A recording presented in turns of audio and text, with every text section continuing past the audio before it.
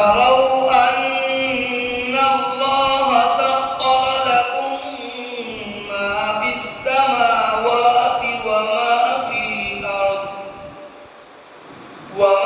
في الأرض وأسبغ عليكم نعمه ظاهرة وباطنة ومن الناس من يجادل في الله بغير علم ولا هدى ولا كتاب منير وإذا